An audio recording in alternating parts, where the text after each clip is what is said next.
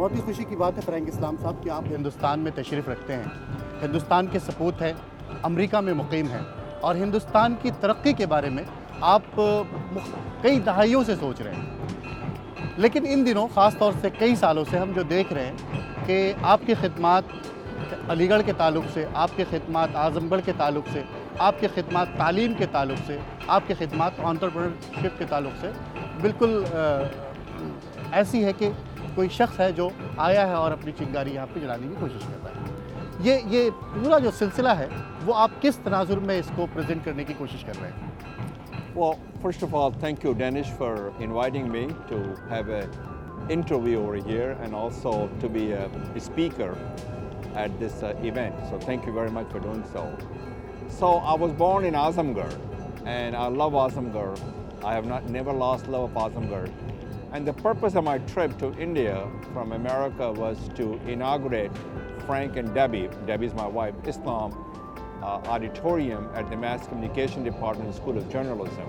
Unfortunately, because of the unrest at Aligarh Muslim University, I was not able to participate because they were not able to guarantee my safety. But so I did not go there, but I will come back in October to inaugurate that building, and I'll bring my wife with me as well. The second purpose of my trip was in Azamgarh as well. Azamgarh, I went to inaugurate Frank and Debbie Islam Health Clinic, which is, that's the place where I was born, in a small village in Kauragani. So what's best in me, I owe to Azamgarh and Aligarh.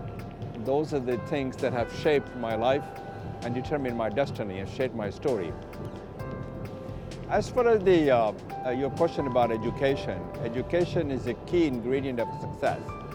And especially the Muslims in India need to get a good education in order for them to get ahead. But India also has to make sure that the Muslims and minorities are not left behind. They're part of India's economic prosperity, as well as they have equal opportunity in the shared prosperity as well. Education is a gift that keeps on giving. Education empowers the mind, uplifts the soul. Education gives you dignity and respect. And as President Obama said, education will be the currency of the 21st century. If I would have not received education at Aligarh Muslim University, I would have never crossed the Atlantic Ocean to go to America to realize the American dream. So I said to the people, or the younger people, get a good education, exploit your fullest potential, be the best you can be, never give up. But when you're successful, give other people help so that they can be successful. It's not your individual accomplishment, but what you do to make other people successful. And also give your hand, your hope, your help to those people who are socially and economically disadvantaged, to those who are underprivileged. And if they succeed, all of us succeed, India succeeds, and the world succeeds. As an NRI, you have a lot of work in India. You have a lot of work. So you have established Debbie Islam and Aligarh, and you have also established a hospital in Azamgarh. Another thing which you are doing here in India, it's you are writing columns on Economic Times, you are writing columns in Times of India, you are writing columns in Hindustan Times, a lot of newspapers publishing your articles. What do you think about Indian media, and what is your keen about Indian journalism? So, as you know, Danish, that the freedom of press is the cornerstone of a democracy. And so the freedom of press and freedom of media are important part of the values that we as an American binds us with India to make sure that the press freedom is guaranteed. And the overriding responsibility and the motivation for the media is to separate the fact from the fiction. But they should also tell the stories of the people's accomplishments as well as their failures, and help the other people in terms of communal peace and harmony. And I believe that's a very important aspect of the media is. There are certain instances over here in India where the journalists have been killed. and that's a very unfortunate incident that happened. And I believe that the journalists got to tell their story. Their job is to tell the truth, and they have to separate the facts from fiction. So those are the important part of the India's democratic values. And I want India to be a global beacon of hope and democracy around the globe. And that will be the best thing for India to do. What do you think about minorities economy in India? So that Maishat is doing a job about minorities economy, education among minorities, education, entrepreneurship among minorities. So what do you think about minorities in India? Well, first of all, the Indian Muslim youth and minority, their conditions are desperate and heartbreaking. They share a city but not a community. They share a common dwelling but not in a common effort.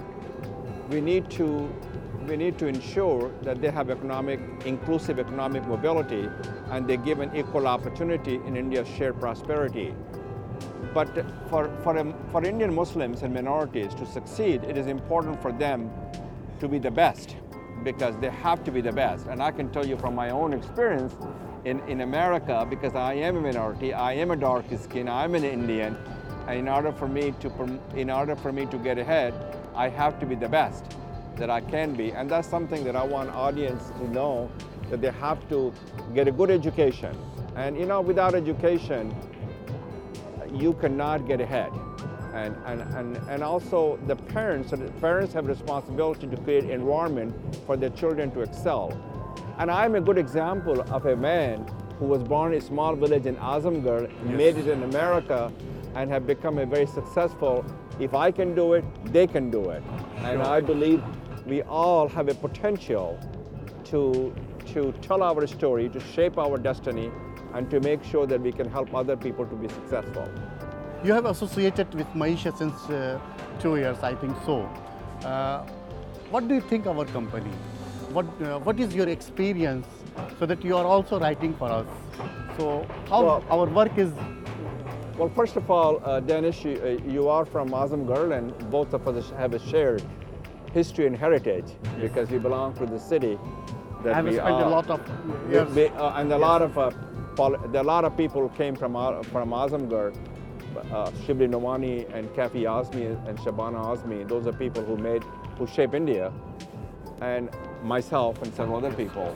So I've been associated with your news organization, Maeshat. I think you're doing a great job, and you should continue to do what you're doing to make sure you become the voice for those who are voiceless, to those who are vulnerable, and make sure you tell the stories, the success and the failures of the stories of the minority enterprise, and make sure we can build a country that's inclusive, just, tolerant in India.